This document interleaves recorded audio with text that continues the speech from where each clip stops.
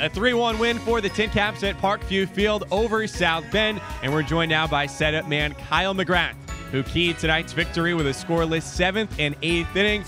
Kyle, this incredible run of pitching over a 3-week stretch now continued tonight. How have you guys been so good of late? We've just been throwing strikes. Bert's been helping us out with that, but mainly just trying to throw strikes, get ahead of guys, not trying to do too much, and just getting outs. How about for you individually? Haven't allowed a run since June 4th. That was more than a month ago. What has been the key for you? Same thing, just trying to get ahead of batters, throw strikes. If I strike a guy out, that's just a bonus. But really, just try to get up there and compete and go after hitters. Going back to the middle of June, this staff as a whole has an ERA sub-2. Even the only run allowed tonight came on a fairly bizarre inside the park home run. You were in the bullpen at the time. What happened out there? Cox, he doesn't have a clue. I'm just kidding, but he didn't know that he thought the ball was dead in that situation, and there was a little bit of confusion down there, and he touched it, and we didn't really know, so but it didn't hurt us, so it's all right. Well, no confusing this. The TinCaps are 16-5 at Parkview Field over their last 21 games. Kyle, congratulations on the win tonight. Best of luck going forward. Thank you, appreciate it. Back to recap it when we come back. TinCaps haven't only been dominant at home of late, just gave you the number at Parkview Field. How about this? Over their last 18 games, Fort Wayne is now 13-5 overall. Playing winning baseball in the Summit City. Back up in the booth now with Dave Doster, John Nolan, and Dave, you really just can't say enough about the pitching.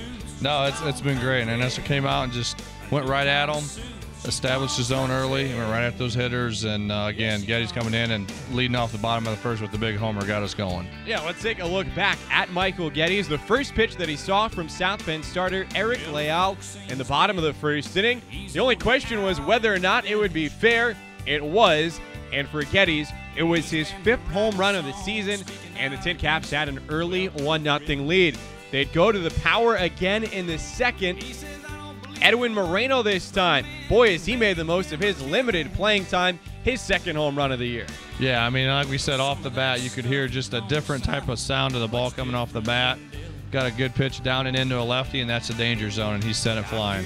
Poor Moreno, only 3 at-bats tonight, went 3 for 3, had a home run, he had a triple, and he would score on this ground out by Morales. Mitch Morales picking up his first RBI in a Fort Wayne uniform. That was after the Moreno triple. Edwin would later add a single. Only run for South Bend tonight came on this wacky inside the park home run, something that neither of us had ever seen before. Yeah, I mean, I didn't understand what the pitchers were doing down there. They know the ball was fair, and he just stood and held it. And again, see something new every day at the ballpark, and that is something I've never seen before.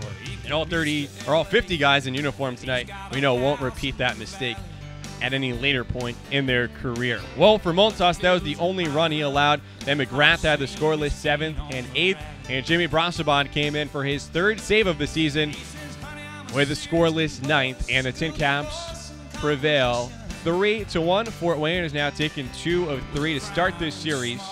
That year was played on a wet and dreary summer night. It was about 60 degrees. The game took less than 2.5 hours, but there was a 42-minute rain delay at the start and played in front of about 4,000 fans.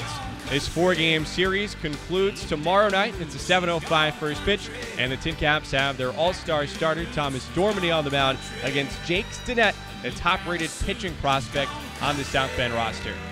We should have some good pitch matchups tomorrow, and again, like you said, the all-star there pitching for the TinCaps. So hopefully, again, we should see another well-pitched game, and hopefully our hitters can hang in there. 7:05 game. It's a Thirsty Thursday presented by Rudy's. Tickets still available online at tincapstickets.com. Hope you can make it out here, and if you can't, we hope you can join us. Our coverage starts here on Comcast Network 81 at 7 o'clock. Well, for the TinCaps, you keep saying, I don't know if they can keep this pitching going, but they've sustained it now for 18 games. The ERA is below 2. Yeah, just it all starts with pitching and defense, and when that's going good for you, the bats are going to come around and squeak out a run and here and there. So as long as the pitching keeps going, our defense keeps rolling, we'll be all right. And the power and the pitching led the TinCaps to a 3-1 win tonight. For everyone behind the scenes and for my partner Dave Doster, John Nolan saying thank you and good night from Parkview Fields. This has been a TinCaps production.